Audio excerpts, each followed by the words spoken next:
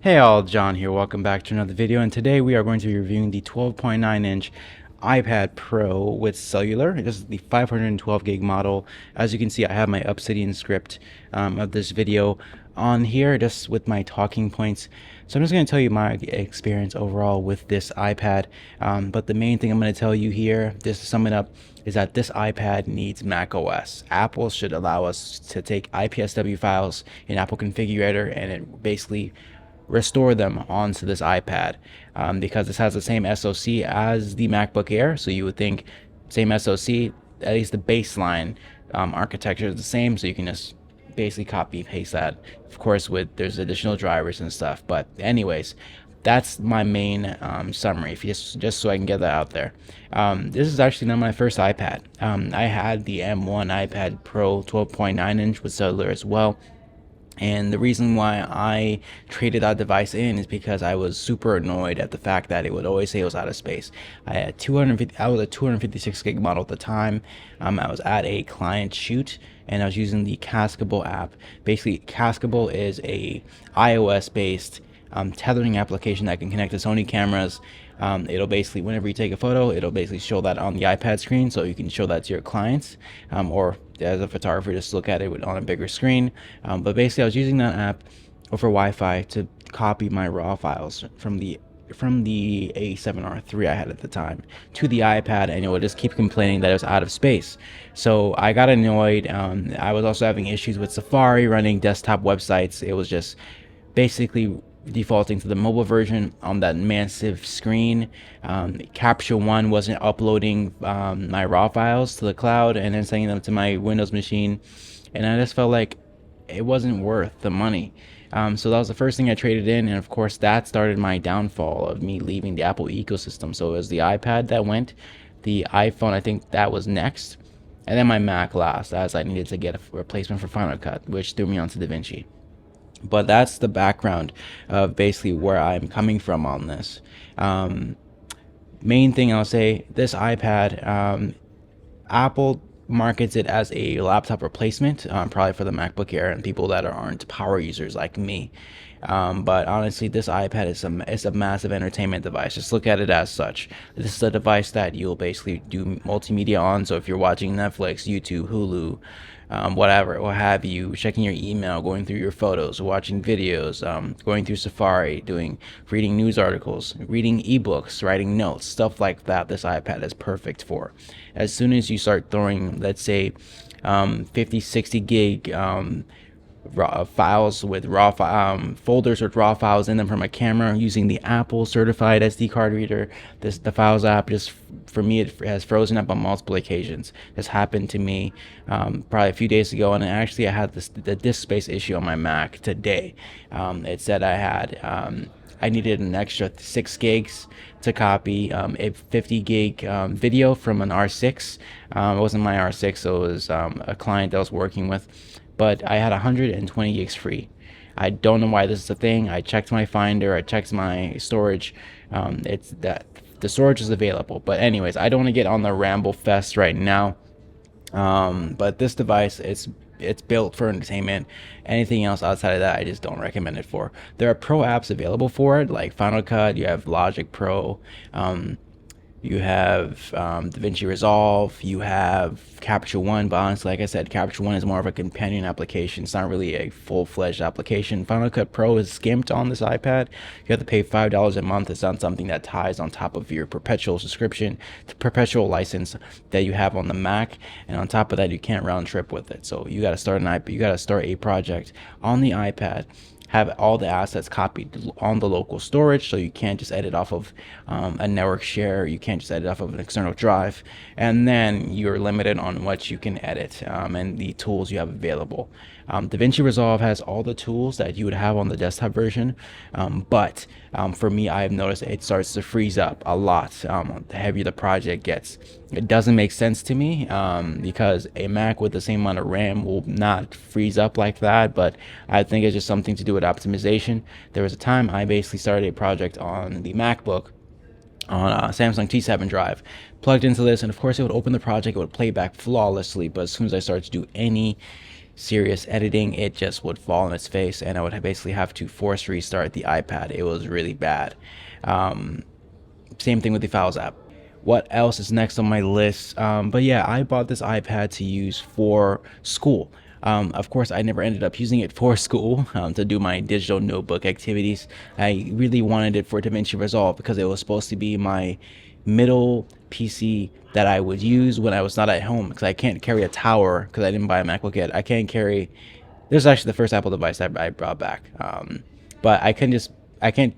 There's no laptop that can edit 4K video, and the iPad is the closest thing to it without buying the MacBook, because I wanted the portability. That's the main thing. But of course, it failed at both. So I'm like, what else is this here for? So as of right now, of course, I don't really use this device. It sits for days. I can let it sit for 3-4 days, and it will somehow go from 100% to 10%, and it still won't be getting notifications in the background. Even though I have background app refresh, it's just sitting on Wi-Fi. Cellular shouldn't be draining the battery. I have no idea what it is whatsoever. It's just really annoying. I remember the days that you could basically get an iPod Touch 4th generation, charge it to 100%, and it would lose 3% after a full month of not being used. That is no longer the case with these iPads. You would think it's a bigger version of the iPhone, bigger battery, it's the same optimization, it's still iOS, but no. But as far as when you're using it, as long as you're just doing your basic tasks like email, web browsing, would be watching YouTube, battery can last probably a day and a half, 2 days, depending on how heavy you were doing anything. Video editing, a few hours, and then you'll kill the entire battery on these, but that's expected. It's video editing, it's fairly heavy. But yeah, this iPad, honestly, I use it as a massive viewfinder from my FX3 and the A7 IV that I got sitting right next to me here. Clients like looking at it. As another thing clients like is looking at my website on the screen. It's just really nice for that. That's what it's good at that. There's an app called DSLR Cloak that I use to basically sync up audio, so it's like a digital clapboard. Basically, I type in the project name, stuff like that, and then I just put it in front of all the cameras. It plays a digital clap. It's nice, little party trick. I go through my Gmail on here for my photography business. But again, I don't use this device. I feel like it's just a waste of money. It's just not reliable for anything that I would need to edit a lot of stuff for. It's tough, but it is what it is. I've already talked to you guys about the pro apps. If you're a note taker, you're going to be drawing, let's say in Procreate or something like that, you'll probably love this device. Just make sure you get a paper-like screen protector, and make sure you get a case that can hold your Apple Pencil. I have the Logi Combo Touch, so I actually have, it's like a Surface-like keyboard. So you have the iPad, you have a kickstand, so you can go like that, and then you just can go like this, and of course now you have a trackpad and a keyboard. It's not, the travel isn't that great, but it works pretty well.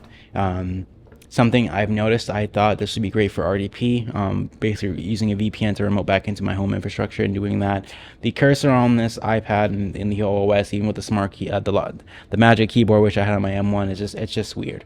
It still is. It's not a real pointer. It's just a massive circle. It looks like an accessibility shortcut. That's probably what it is. Whatever. I don't need to get into all that, but it's just messy. But going back to note taking, if you get a paper-like screen protector, which is basically a matte screen protector for this, it adds texture to the display. So when you're writing, if you feel some resistance, instead of just having this glossy screen that it just it slides right over.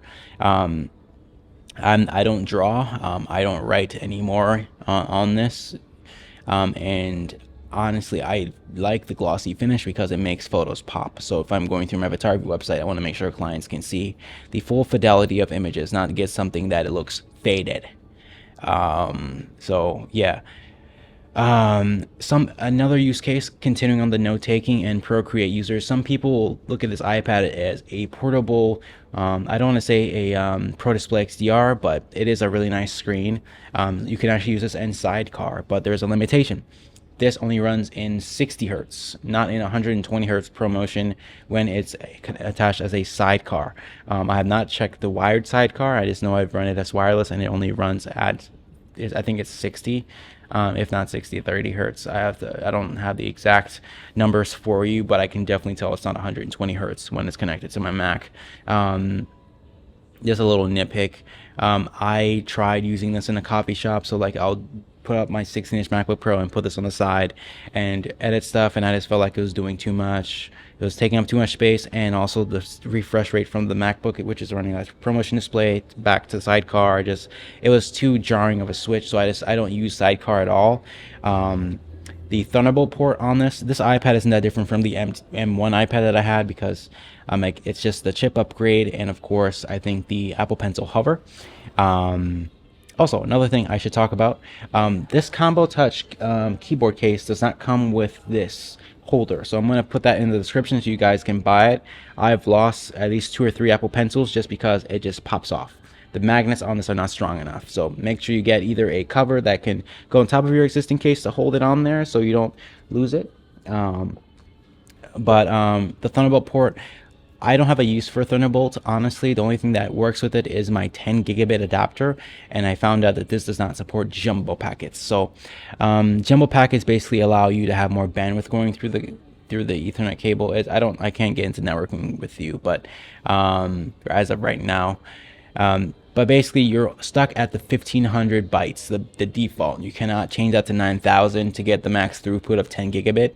It is what it is. For me, I've noticed regardless, I don't even like using 10 gigabit on this, because me connecting to SMB, sometimes it works, sometimes this makes the entire iPad freeze up. It's horrible, it's garbage, it pisses me off a lot. But I'm going to start rounding this out with you now. This is a $1,600 iPad spec. This is the M2 12.9 inch 512 gig with cellular. That is not including the Apple Pencil, and that is not including the keyboard case, the Combo Touch. That is a complete waste of money. My MacBook Pro, my 16-inch MacBook Pro M1 Pro, that machine was $1,350, and it is more capable at the price point. Yes, that is a refurbished machine compared to brand new. That is probably a closer to $2,800 machine brand new when it came out, but still waste. If you're buying this as an entertainment device and you have money to burn, I don't blame you, but honestly at that point just get the smaller iPad Air, because who needs a 12.9 inch display? Or if you're an architect and there are certain apps that work for you on this, that would probably be a great idea, as long as it does everything you need it to do. Again, Apple needs to allow us to install Mac OS, which I doubt they will ever do. I wish this had an unlockable bootloader. Thinking about my Android days, that basically I could wipe out the OS, install whatever I wanted. Even if I can install a VM with Ubuntu on it, I would be 10 times happier with this device. I can at least justify it. But then again, the competition of this would be the Surface Pro line. The Surface Pro line does work well, but you can't edit 4K video on it, at least not to the same level that this can do. The battery life won't be as good, and the endurance. Yes, you have the ARM version of this as the Surface Pro, and I forgot if they're still on the 9, but still, Windows on ARM is not where iOS is, iPad OS. So that is a waste as well. So I feel like you have the iPad Pro 12.9, you have the Galaxy Tabs, which have the unoptimized Android apps, you have the DeX, but that's still not the same.